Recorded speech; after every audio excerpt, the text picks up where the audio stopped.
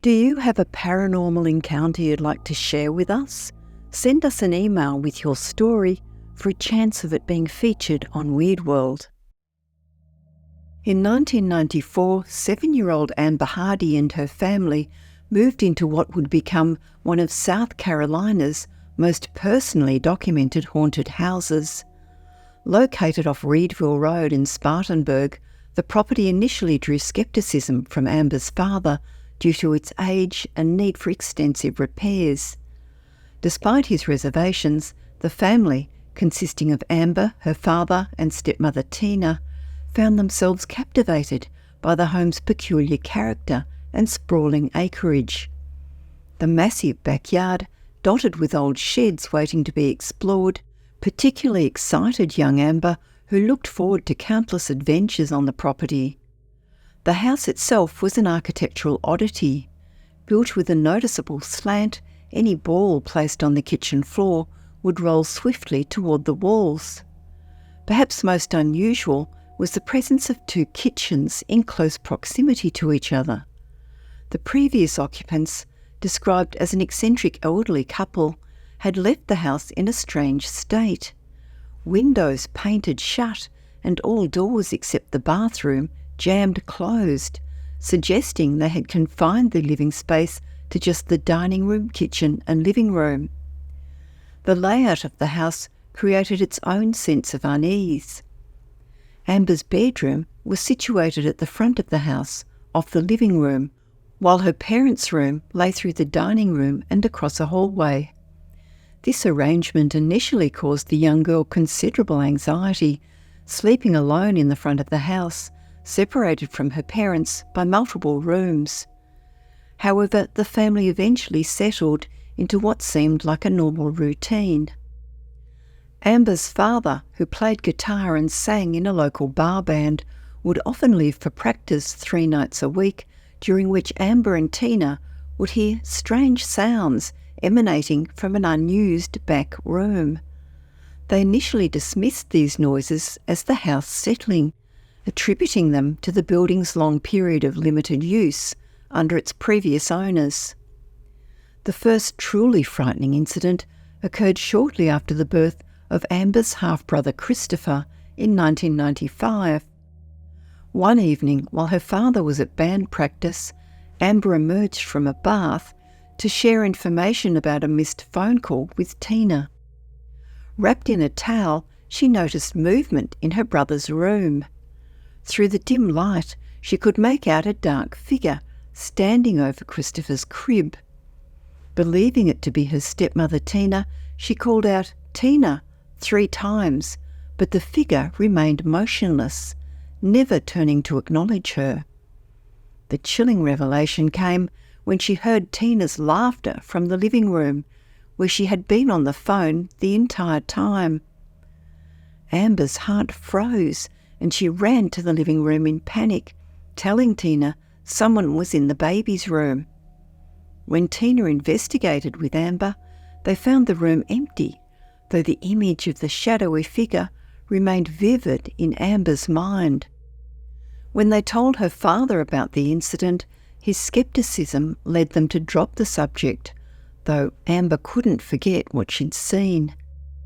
Following this incident, the entire family began experiencing frequent peripheral sightings. Each would catch glimpses of movement or figures from the corners of their eyes, sharing their experiences with a mixture of doubt and growing concern. Their shared experiences were validated one evening when all 3 simultaneously witnessed something move in their peripheral vision while watching television. Though none of them could describe exactly what they saw that night, the fact that they had all witnessed it simultaneously marked a turning point. From then on, they no longer questioned the notion that some presence was at play in their house. The family soon welcomed a cocker spaniel named Ginger, purchased from a family friend. Due to the dog's habit of chewing on shoes, they would chain her by the kitchen door at night. Multiple times, family members would see what appeared to be Ginger running through the living room into Amber's room. Amber's father would yell for the dog to get out, and Tina would whistle for her, but these calls would be answered by the real Ginger, still chained in the kitchen, tail wagging excitedly at being summoned. This ghostly double of their pet became such a common occurrence that it simply became another aspect of their daily lives. As their residence continued, the paranormal activity intensified and grew more threatening. Paint chips began inexplicably flying from the walls at high speeds, striking Amber's father with enough force to leave red marks on his neck. While Amber felt guilty about her relief at not being the target of these attacks, her turn would come. The haunting reached a terrifying peak one night when Amber, alone in her room, heard rustling by her door. Initially dismissing it as a mouse, she tried to return to sleep until she heard her toys being moved around. The situation escalated when she heard her dollhouse being lifted and dropped. Paralysed with fear, she lay in bed for 20 minutes, listening as the unseen presence moved her belongings and slowly circled her bed, drawing closer to where she lay. Finally, gathering her courage, she ran with clenched fists and squinted eyes to her parents' room, jumping on their bed and startling them awake. She was shaking so violently she could barely speak. Though her father found no intruder when he checked her room, the displaced toys confirmed the reality of her experience. Mousetrap set the next day caught nothing. Perhaps the most disturbing encounter involved Amber's father, typically a skeptic, during a night when Tina worked late. While lying in bed, he was positioned facing the door, which allowed him to see into the hallway. On the other side of the wall behind his head was Christopher's closet, where Amber kept her dresses since she didn't have a closet in her own room. He heard footsteps shuffling on the carpet toward the bathroom at the end of the hallway. Believing it was Amber, he grew concerned when no one emerged after a considerable time. Upon investigation, he found the bathroom door open and the lights off. Returning to bed unsettled, but trying to rationalise the experience, he then heard a loud thump on the wall above his head, coming from within the closet. Initially thinking Amber might be getting a dress for school the next day, he listened carefully to avoid waking the baby. What he heard next would haunt him for years. A crunching, rustling sound sliding down the wall, eerily similar to the sound a human head would make, dragging against the surface. When he searched the closet and checked on Amber, he found nothing out of place, and his daughter sounded asleep. Years later, recounting this experience still brought tears to his eyes, marking it as the most terrifying moment of his life.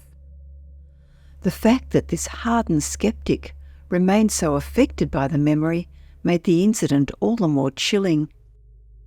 The Hardy family remained in the Spartanburg house until 1997, when they finally moved away after 3 years of increasingly threatening paranormal activity. Some experiences were so disturbing that Amber's father refused to share them with his daughter, suggesting that what they witnessed might have been even more terrifying than what was revealed.